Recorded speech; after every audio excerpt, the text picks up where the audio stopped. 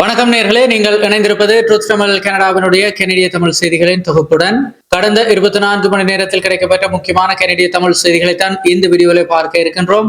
இதுவரைக்கும் சேனலை சப்ஸ்கிரைப் செய்யாத நேர்கள் இருந்தால் இப்போதே சப்ஸ்கிரைப் செய்து கொள்ளுங்கள். தொடர்ச்சியாக விரிவான செய்திகளை பார்க்கலாம்.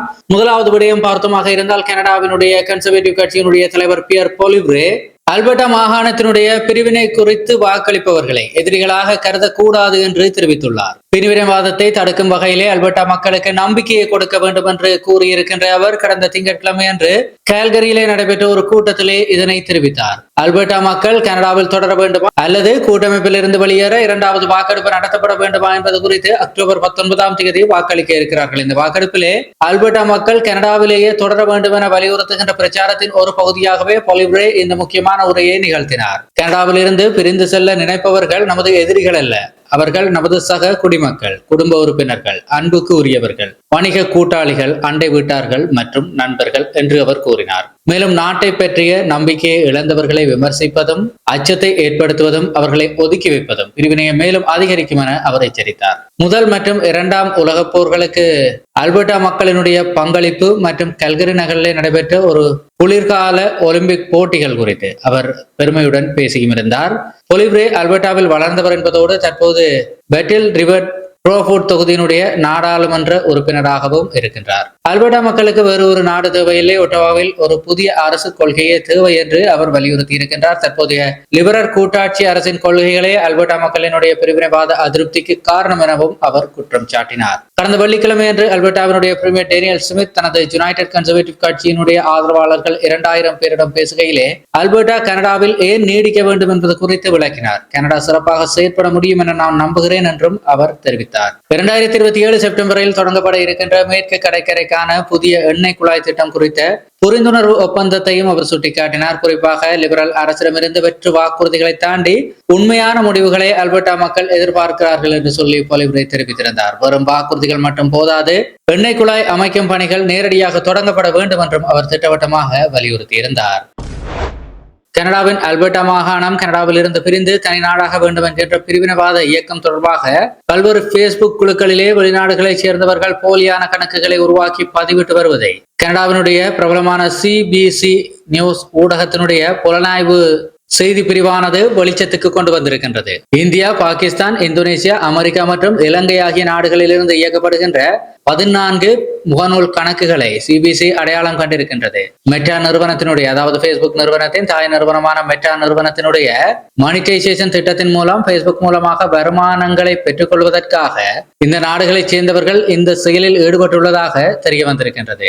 இந்தோனேசியாவின் பலம்பாக் நகரிலே வசிக்கின்ற நிடா அகிலா என்கின்ற ஒரு நூடுல்ஸ் வியாபாரி தன்னை ஒரு அல்பர்டா மாகாண வாசி போல காட்டிக்கொண்டு பேஸ்புக்கிலே பதிவிட்டிருக்கின்றார். கனடா இனி ஒரு சிறந்த நாடு அல்ல, அதனால் நான் அல்பர்டா சுதந்திர மனுவிலே கையெழுத்திட்டேன் என்று அவர் ஒரு குழுவிலே எழுதியிருக்கின்றார். மேலும் தான் பிரிவினைவாதத்திற்காக பிரச்சாரம் செய்த போது தன் மீது கல்வீசி தாக்கப்பட்டதாகவும் அவர் குறிப்பிட்டுள்ளார். ஆனால் அவருடைய ப்ரொஃபைலை அந்த குறிப்பிட்ட ஊடகமானது ரிவர்ஸ் இன்ஜினியரிங் செய்து தேடிய போது எட்மண்டன் நகரைச் சேர்ந்த பிராக் அயர்லாந்து என்கின்ற உண்மையான கனடிய குடிமகனினுடைய பதிவுகளையும் புகைப்படங்களையும் அப்படியே பிரதியெடுத்து நிடா அகிலா பயன்படுத்தியது நிரூபிக்கப்பட்டிருக்கின்றது. இதன் மூலம் அவர் மெட்டாவினுடைய பணமாக்கும் திட்டத்தின் வழியாக ஒரு மாதத்தில் சுமார் 14 அமெரிக்க டாலர் வரை சம்பாதித்ததற்கான ஆதாரத்தையும் அவரே பகிர்ந்த பதிவுகளில் இருந்து எடுத்து அந்த நிறுவனமானது தங்களுடைய வலைத்தளத்திலே பகிர்ந்திருக்கின்றது. அதே போல பாகிஸ்தானில் இருந்து இயக்கப்படுகின்ற தி லெகசி ஆர்கைவ்ஸ், ட்ரெண்டோப், ஹிஸ்டரி அடிக்டட் மற்றும் ரெடிசையர் ஆகிய கணக்குகளும் கண்டறியப்பட்டிருக்கின்றது. இவை அனைத்தும்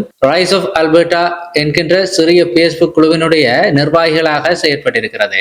உணர்ச்சி பூர்வமான அரசியல் கருத்துக்களை அவர்கள் அதிலே பகிர்ந்து வந்திருக்கின்றார்கள். குறிப்பாக சமூக ஊடக வல்லுநர்கள் கூறுகையிலே பேஸ்புக் தளம் உண்மைத்தன்மையை விட பயனர்களை அதிகம் ஈர்க்கின்ற உள்ளடக்கங்களுக்கே முக்கியத்துவம் அளிப்பதால் இத்தகைய போலி நபர்கள் லாபம் அடைகிறார்கள் என்று கவலை தெரிவித்துள்ளனர். CBC விசாரணையை தொடர்ந்து விதிமுறைகளை மீறிய பல போலி கணக்குகளையும் பக்கங்களையும் மெட்டா நிறுவனமும் அதன் தளத்திலிருந்து நீக்கியிருக்கிறது. அமெரிக்காவின் புதிய வரிகளிலிருந்து கனடா, அமெரிக்கா, மெக்சிகோ ஒப்பந்தத்திற்கு உட்பட்ட பொருட்களுக்கு விலக்கு அளிக்கப்பட்டாலும் கனடாவின் பல சிறு வணிகங்களுக்கு இந்த விதிமுறைகளை பின்பற்றுவதிலே பெரும் சிக்கல்களும் நிதி சுமைகளும் ஏற்பட்டு வருவதாக தெரிவிக்கப்பட்டிருக்கின்றது. கடந்த வாரம் கட்டாய உழைப்பால் தயாரிக்கப்படுகிற பொருட்களுக்கு எதிராக அமெரிக்கா 60க்கும் மேற்பட்ட நாடுகளின் மீது 10% புதிய வரிகளை விதிப்பதாக அறிவித்தது. இந்த புதிய வரிகள் கனடாவிலிருந்து ஏற்றுமதி செய்யப்படுகின்ற பொருட்களுக்கும் பொருந்தும். ஆனால் வட அமெரிக்காவில் எவ்வளவு பொருட்கள் தயாரிக்கப்பட வேண்டும் என்கின்ற விதிகளை தீர்மானிக்கின்ற CGSMA ஒப்பந்தத்தின் விதிமுறைகளுக்கு உட்பட்ட பொருட்களுக்கு இந்த வரியிலிருந்து விலக்கு அளிக்கப்பட்டிருக்கின்றது. கடந்த ஆண்டு ஆகஸ்ட் மாதம் CGSMA விதிமுறைகளை பின்பற்றாத கனேடிய பொருட்களுக்கு அமெரிக்கா 35% வரியை விதித்ததை தொடர்ந்து கனடா நிறுவனங்களும் இந்த சான்றிதழை பெற விரைந்தது. ஃபிட்ச் ரேட்டிங்ஸ் தரவுகளின்படி கடந்த மே மாதம் 56% இருந்த இந்த CGSMA அங்கீகரிக்கப்பட்ட பொருட்கள் ஆகஸ்ட் மாத நடுப்பகுதியிலே 81% உயர்ந்திருக்கின்றது. இதேவேளை அமெரிக்க வரியிலிருந்து தப்பித்தாலும் இந்த CGSMA சான்றிதழை பெறுவதற்கான ஆவண பணிகளும் மற்றும் தரகர் கட்டணங்களும் சிறு வணிகர்களுக்கு பெரும் சுமையாக மாறியிருக்கின்றது. ஒட்டாவாவை சேர்ந்த குட் ஃபார்ச்சூன் பசில்ஸ்கோ நிறுவனத்தினுடைய இணை உரிமையாளர் தெரிவிக்கையிலே தற்போது சீனாவில் தயாரிக்கப்பட்ட $50 மதிப்புள்ள ஒரு தயாரிப்பிற்கு 10% வரி விதித்தால் நான் $5 மட்டுமே செலுத்த வேண்டும். அதுவே CGSMA விதிகளுக்கு உட்பட்ட தயாரிப்பு என்றால் CGSMA சான்றிதழ் பெற்றது என்பதற்கான ஆவணங்களை சமர்ப்பிக்க நான் தரகருக்கு $10 செலுத்த வேண்டியிருக்கின்றது. இந்த கூடுதல் கட்டணங்கள் காரணமாக அவர் தனது தயாரிப்புகளை கனடா வாடிக்கையாளர்களுக்கு விற்பனை செய்வதை குறைத்துக் கொண்டு பெரிய சந்தையான அமெரிக்காவிற்கு முன்னுரிமை அளித்து அங்கிருக்கின்ற ஒரு சப்ளை சென்டரின் மூலமாக விற்பனை செய்து வருகிறார். கனடிய சுதந்திர வணிக கூட்டமைப்பினுடைய தலைவர் டான் கெலி இது குறித்து கூறுகையிலே பெரிய நிறுவனங்களுக்கு இந்த சான்றிதழ் இலாபகரமானதாக இருந்தாலும் குறைந்த அளவிலே வர்த்தகம் செய்கின்ற சிறு வணிகங்களுக்கு இது ஒரு பெரும் தலைவலியாக இருக்கிறது என்று தெரிவித்தார். சில சிறிய நிறுவனங்கள் CGSMA விதிமுறைகளை பின்பற்றுவதற்காக எடுக்கின்ற முயற்சிகள் மற்றும் செலவுகளை விட வரியை செலுத்துவதே எளிதானது என நினைக்கிறது என்று அவர் குறிப்பிட்டார். இதேவேளை வின்ஸ்டரை சேர்ந்த ஃபாக்ஸ் ஃபுட் கிஃப்ட்ஸ் உரிமையாளர் தெரிவிக்கையிலே ST இணையதளத்திலே பொருட்களை விற்கின்ற தனக்கு ஆவணப்பணிகள் கடினமாக இருந்ததாகவும் அமெரிக்காவினுடைய மாறி வருகிற வர்த்தக கொள்கைகளால் தனது 60% அமெரிக்க வாடிக்கையாளர்களை தான் இழந்திருப்பதாகவும் தெரிவித்தார். இதேவேளை சர்வதேச அஞ்சல் வலையமைப்பு மூலம் அமெரிக்காவுக்குள் நுழைகின்ற அனைத்து பொருட்களுக்கும் வரிகள் முன்கூட்டியே செலுத்தப்பட வேண்டும் என்று அமெரிக்கா உத்தரவிட்டிருக்கின்றது. CGSMA விலக்குகளை வணிக ரீதியிலான குரியர்கள் மூலமாகவே பெற முடியும். இதன் காரணமாக UPS மற்றும் FedEx போன்ற நிறுவனங்கள் பணிச்சுமை அதிகரித்திருப்பதால் கூடுதல் கட்டணங்களை வசூலிக்கிறது. இவையும் வணிகர்களுக்கு பெரும் நெருக்கடியாக மாறியிருக்கிறது. கிழக்கு ஒட்டாவாவில் இருக்கின்ற அரயன் சமூகத்திலே லலாண்டே கன்சர்வேஷன் பூங்காவிற்கு அருகிலே ஒரு 11 வயது சிறுவனை காட்டு நாய் ஒன்று தாக்கிய சம்பவம் குறித்து நகர அதிகாரிகள் விசாரித்து வருகிறார்கள். இந்த சம்பவம் கடந்த புதன்கிழமை நடைபெற்றிருக்கிறது என்று கவுன்சிலர் கேத்ரின் கிட்ஸ் தெரிவித்திருக்கின்றார். சிறுவனின் தாயாரிடம் பேசியதை அவரது ஊழியர்கள் உறுதிப்படுத்தி இருக்கிறார்கள். காட்டு நாயினுடைய தாக்குதலுக்குள்ளான காயங்களுடன் சிறுவன் புதன்கிழமை மாலை சிகிச்சைக்காக மருத்துவமனையிலே அனுமதிக்கப்பட்டிருக்கின்றார். ஒட்டவாவில் இருக்கின்ற குழந்தைகள் மருத்துவமனையான CHEO-விலே தான் அந்த சிறுவன் அனுமதிக்கப்பட்டிருக்கிறான். காடுகள் அழிக்கப்படுவதால் கயோட்களினுடைய வாழ்விடம் குறைந்துள்ளதே இந்த பொது பாதுகாப்பு பிரச்சனைக்கு காரணம் என தெரிவிக்கப்பட்டிருக்கின்றது. காட்டு நாய்களை பார்த்தால் 311 என்கின்ற இலக்கத்திற்கும் பொது பாதுகாப்பு ஆபத்து ஏற்பட்டால் 911 எண்ணிற்கும் அழைக்கலாம் என நகர நிர்வாகம் தெரிவித்திருக்கின்றது. எச்சரிக்கை பலகைகளை மதிக்குமாறும் இருட்டிய பிறகு மரங்கள் உள்ள பகுதிகளை தவிர்க்குமாறும் பொதுமக்களுக்கு அறிவுறுத்தப்பட்டிருக்கிறது. வன விலங்குகள் மூர்க்கமாக நடந்து கொண்டால் எடுக்க வேண்டிய முன்னெச்சரிக்கை நடவடிக்கைகளை பற்றி பார்த்தமாக இருந்தால் விலங்குகளினுடைய அருகில் செல்லவோ அதனை தொடவோ முயற்சிக்க கூடாது. விலங்கை கண்டால் முதுகை காட்டி திரும்பவோ அல்லது ஓடவோ கூடாது. அமைதியாக இருந்தபடியே மெதுவாக பின்வாங்க வேண்டும். நேராக நின்று கைகளை அசைத்து சத்தமாக ஒலி எழுப்ப வேண்டும். இரவில் நடக்கும் போது ஒளிரும் விளக்கை எடுத்து செல்ல வேண்டும் என்று தெரிவிக்கப்பட்டிருக்கிறது. அதே போல தோல் கிழிந்து காயம் ஏற்படும் வகையில் காட்டு விலங்குகள் பிராண்டினாலோ அல்லது கடித்தாலோ ஒட்டாவா பொது சுகாதாரத்துறையை தொடர்பு கொள்ள வேண்டும் எனவும் நகர நிர்வாகம் தெரிவித்திருக்கின்றது. கனடாவின் பிரின்ஸ் ஜார்ஜ் பகுதியைச் சேர்ந்த 17 வயதான இளைஞர் ஒருவர் கடந்த சனிக்கிழமை அன்று ஸ்டோனி லேக்கிலே நடந்த படகு விபத்தில் நீரில் மூழ்கியதாக கருதப்படுகிறது. இந்த மாணவர் தனது பள்ளி பட்டமளிப்பு விழாவில் பங்கேற்பதற்கு ஒரு வாரம் மட்டுமே இருந்த நிலையில் தான் இந்த சோகமான சம்பவம் நிகழ்ந்திருக்கின்றது. கடந்த ஜூன் 6ஆம் தேதி ஸ்டோனி லேக்கிலே 4 பேருடன் சென்ற படகு ஒன்று கவிழ்ந்து விபத்துக்குள்ளானது என்று RCMP தெரிவித்திருக்கிறது. இதிலே இருந்த 3 பேர் பத்திரமாக கரை திரும்பிய நிலையிலே படகை ஓட்டி சென்ற 17 வயது இளைஞனை கண்டுபிடிக்க முடியவில்லை. அந்த இளைஞனை கண்டறியும் பணிகள் தொடர்ந்து நடைபெற்று வருகிறது. மேலும் பிரிட்டிஷ் கொலம்பியாவினுடைய RCMP அண்டர்வாட்டர் ரிகவரி டீமும் இதிலே இணைந்திருக்கிறது. மொங்டன் பகுதியிலே ரொனால்ட் அவென்யூவில் நடந்த ஒரு சோதனையிலே 26 திருடப்பட்ட வாகனங்கள், துப்பாக்கிகள் மற்றும் போதைப் பொருட்களை கோடியக் ரிஜினல் RCMP காவல்துறையினர் பறிமுதல் செய்திருக்கிறார்கள்.